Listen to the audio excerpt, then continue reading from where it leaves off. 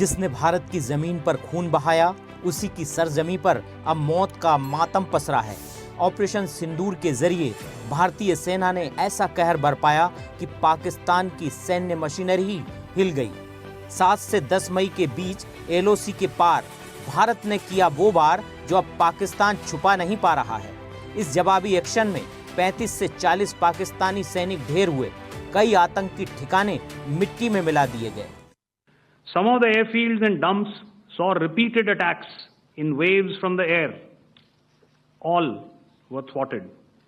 The Pakistan Army has reported to have lost approximately 35 to 40 personnel in artillery and small arms firing on the line of control between the 7th and the 10th of May. इतना ही नहीं, भारतीय सेना ने 3 घंटों के भीतर पाकिस्तान के 11 airbase पर हमला किया। इस लिस्ट में नूर खान, रफीकी मुरीद, सुकरूर, सियालकोट, पसरूर, चुनियान, सरगोधा, सकाऊ, भोलारी और जकोबाबाद शामिल है। ये सैटेलाइट तस्वीर इसका सबूत है और पाकिस्तान के झूठ का पर्दाफाश भी है। ध्वस्त हैंगर, जली गाड़ियां और बर्बाद एटीसी टावर ये बताते हैं कि ऑपरेशन सिंदूर कितना सटीक और सफल रहा। इतना ही नहीं, चीन से मिले एयर डिफेंस सिस्टम को भी भारतीय सेना ने ध्वस्त कर दिया।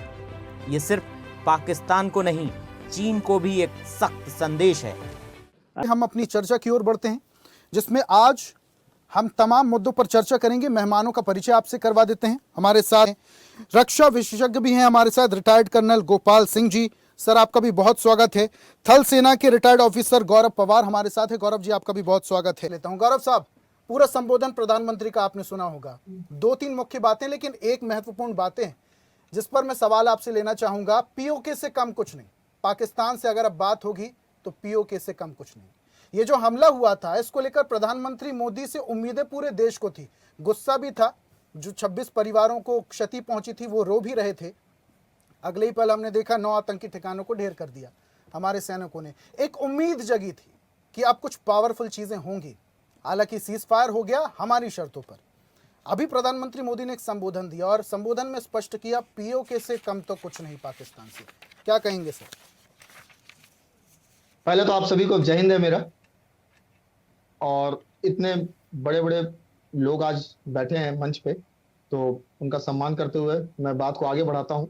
देखिए सर, जैसा आपने बोला पीओके से ही काम नहीं होगा सर, क्योंकि पीओके हमारा तो अभिन्न अंग है। जो उन्होंने ले रखा है वो तो हमारा अभिन्न अंग है, पहले छीना गया है उसको, तो हमारा अभिन्न अंग है।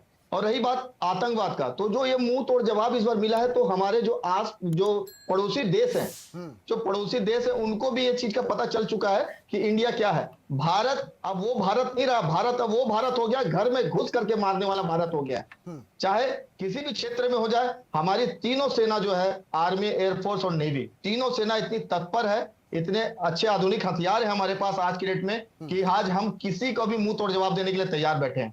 और ये जो पीओके वाली बात आ रही है सर, तो पीओके तो हमारा है सर। पीओके को तो कोई ले नहीं सकता हमसे, वो तो हम छीनेंगे उनसे, बोलने वाली बात ही नहीं। और रही बात आतंकवाद, ये जो मोदी जी ने बोला था अभी आतंकवाद के लिए, तो आतंकवाद देखिए बिल्कुल सही बोला गया है कि अगर उनके तरफ से आतंकवाद को होगा तो वार माना जाएगा। बिल्कुल सही है ये, क्योंकि ये बार बार कायराना हरकत करना, उनका बार बार इन कर जाना, बार बार ऐसे कायराना हरकत करना। हम सोच रहे हैं कि भाई हम दोस्ती का हाथ बढ़ा करके उनको कुछ अच्छा मिलेगा मौका, हमारे साथ उनका व्यवहार ठीक रहेगा, लेकिन उनकी कायराना हरकत की वजह से कभी ये माहौल नहीं बन सकता। और पाकिस्तान को मैं पहले ही बता चुका हूं, देखिए पाकिस्तान वो ऐसा देश है, एक कहावत पहले आपने सुना होगा, कुत्ते की पूंछ को आप कितने भी पाइप में डाल के रखिए कभी सीधी नहीं हो सकती। सेम पाकिस्तान की कंडीशन है। और ये पाकिस्तान जो है, और ये देश को ये करने के लिए सोच रहा है कि हम आगे बढ़ करके इंडिया को कुछ नहीं कर सकता हमारी सेना।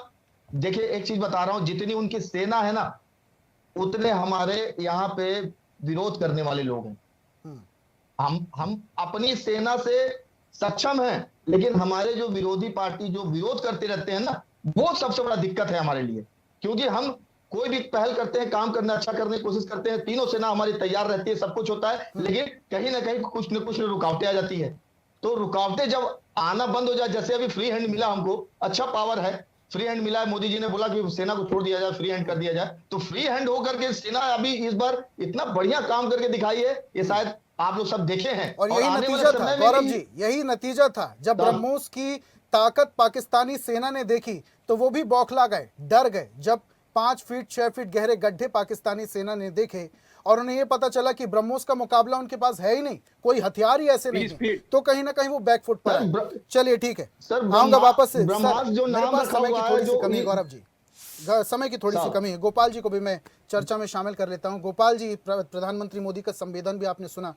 एक बात मैं आपसे और समझना चाहूंगा कि ये जो सेना की तरफ से ब्रीफिंग दी गई थी कि हम अगले मिशन के लिए तैयार हैं, अगले मिशन अब कुछ भी हो सकता है, डिपेंड करता है पाकिस्तान पर, क्योंकि पाकिस्तान की जो प्रतिक्रिया होगी, जो एक्शन होगा, उसके हिसाब से हमारा रिएक्शन होगा। और प्रधानमंत्री ने स्पष्ट कर दिया, 2 टूक, सेना तैयार है, पाकिस्तान सबक ले ले, हर तरीके से हम तैयार हैं, ताकत के मामले हों चाहे किसी भी तरीके से मामले में हो, हम पूरी तरीके से तैयार हैं। फैसला पाकिस्तान को लेना है कि आतंकवाद को पनाह देना है या नहीं देना। और अगर अभी भी पाकिस्तान न संभला तो आने वाला भविष्य पाकिस्तान का ज्यादा अच्छा है नहीं। आप बिल्कुल सही कह रहे हैं।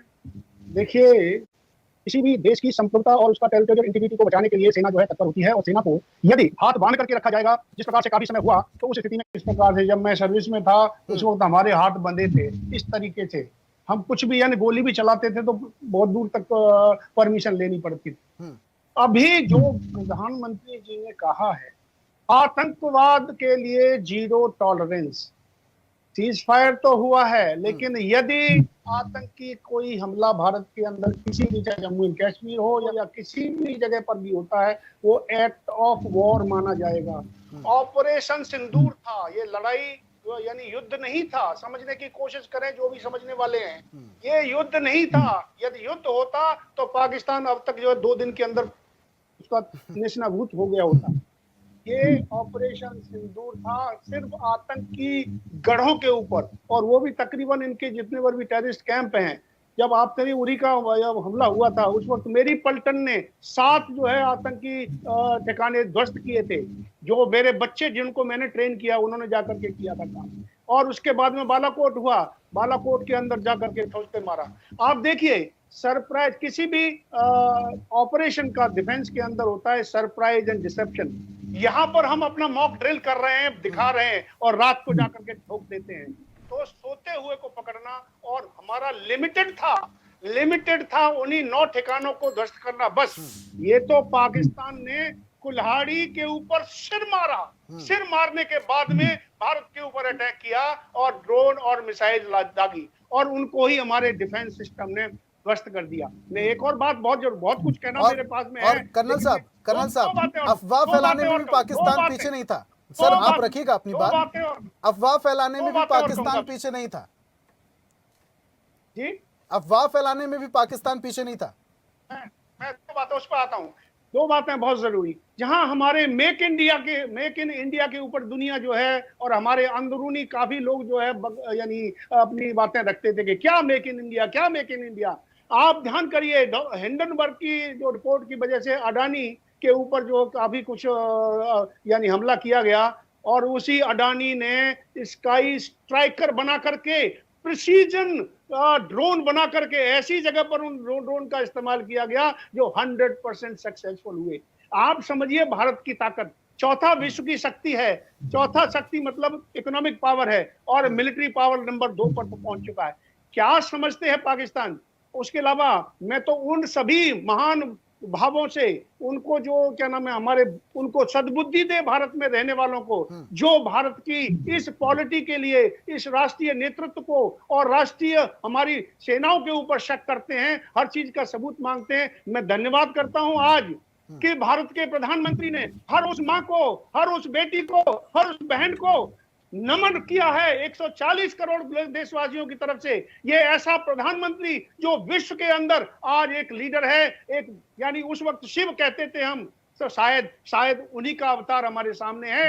चाहे कोई कुछ भी कहे, कितनी भी गाली दे, जिसने भी गाली दी है, आप मुंडी कोई भी हिलाओ, कुछ भी करो, जिसने भी गाली दी है मोदी जी को, उसका हर्ष क्या हुआ है, ठीक है, चाहे पाकिस्तान हो, चाहे अंदर में हो। ठीक है कर्नल साहब, ठीक है, आखिरी प्रतिक्रिया में आरपी सर से आपसे लेना चाहूंगा। सर, सेना की ब्रीफिंग, ऑपरेशन सिंदूर, प्रधानमंत्री मोदी का संबोधन, लेकिन उसके बावजूद सियासी बयानबाजी और विपक्ष के सवाल।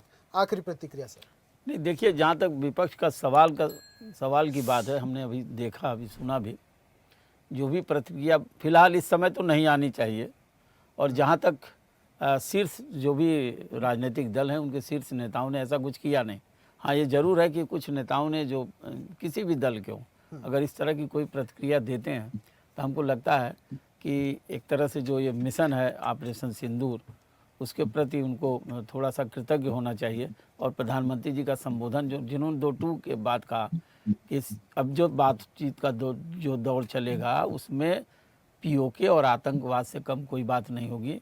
तो निश्चित रूप से आने वाले समय में देखना होगा कि प्रधानमंत्री जी जो आश्वासन देश को दे रहे हैं, हमको लगता है कि उसको भी हमारी सेना और हमारे प्रधानमंत्री जी, हमारी सरकार निश्चित रूप से पाकिस्तान को सबक सिखाएगी। और इस मामले में जो वार्ता होगी, उसमें जरूर ये मुद्दा बड़ा महत्वपूर्ण होगा।